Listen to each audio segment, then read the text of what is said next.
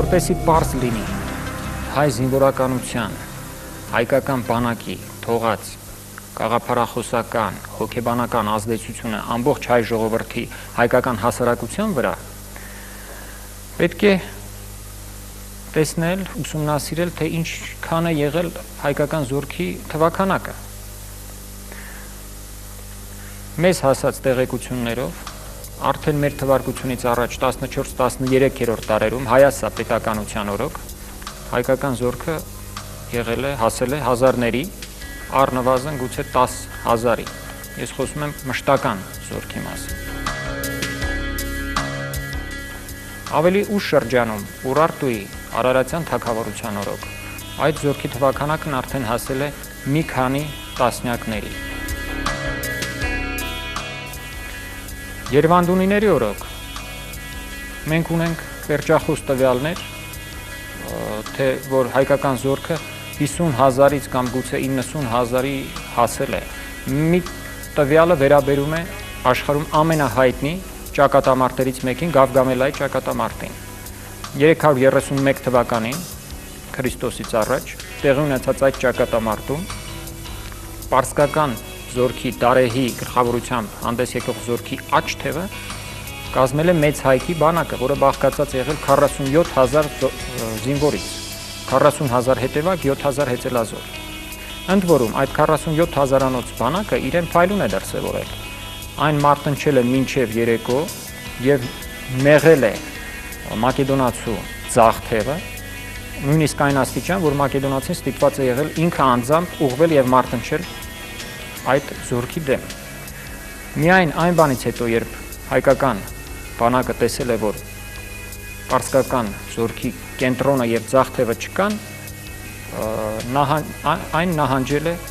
կանոնավոր կերպով դեպի Հայաստան։ Սա հաստատապես եղել է այն պատճառներից մեկը, որը ետ է պահել մակեդոնացուն Հայաստան ներխուժելու մտքից, որովհետև եթե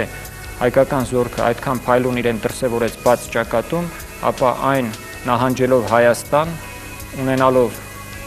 արդեն ամրաշինությունների իր ողջ համակարգը, կարող էր շատ ավելի լուրջ դիմադրություն ցույց տալ։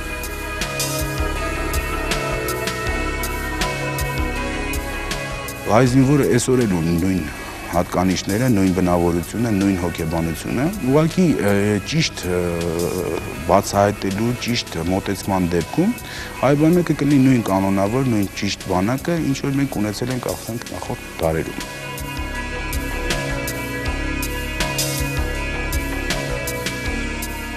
Տիգրան Մեծի օրոք հայկական բանակը արդեն հայտնի է, որ ունեցել է առնվազն 100,000-անոց հայկական զանգված, որովհետև բացի հայերից Տիգրան Մեծի բանակի մեջ եղել են նաև այլ ազգերի ներկայացուցիչներ։ Արտաշեսյանների եւ Արշակունիների ու նաև Բագրատունիների օրոք հայկական բանակի թվաքանակը տատանվել է 100-ից 120,000-ի միջև։ Սա բավական մեծ տոկոս է եւ հասկանալի է, որ այդպիսի մեծ զորաքանակ ունենալով եւ այդ զինվորականության պատվովարկականոնն ու արժեհամակարգը ունենալով հայ զինվորականի հոգեբանությունը ներծծվել է նաեւ հայ ժողովրդի հոգեբանության մեջ։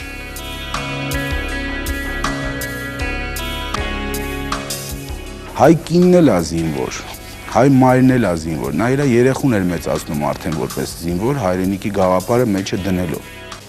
Գենոֆոնդի մեջ նստած գաղափարներ կան, որը ասենք ժամանակի ընթացքում ճիշտ է, ինչ-որ ձևի մաշվում են, ինչ-որ ձևի թուլանում են, ինչ-որ ձևի վերանում են, բայց միևնույնն է իրանց արժեքները չեն կորցնում, այսինքն լինում են։ Այսօրվա մեր մոտ ստեղծված իրավիճակը, ասենք Ղարաբաղյան այդ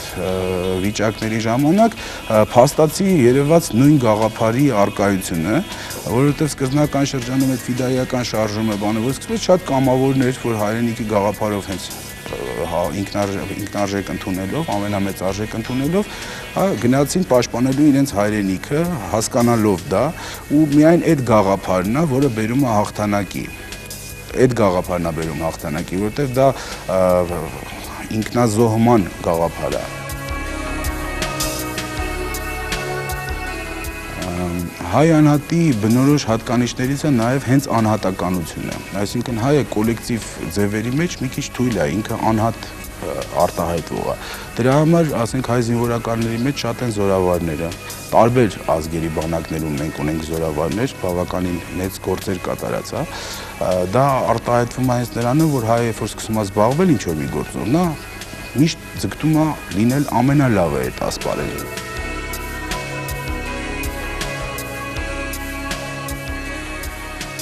9-րդ տարում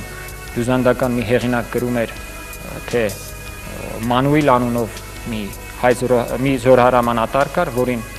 բոլորը լավ ճանաչում էին, բոլոր թշնամիները շատ լավ գիտեին, որովհետև նա ազգությամբ հայ էր։ Հռոմեական կայսրերի թիկնազորը հաճախ բաղկացած է եղել հայերից։ Պարսկաստանում հայկական այրուձին մեծ հարկ է ունեցել։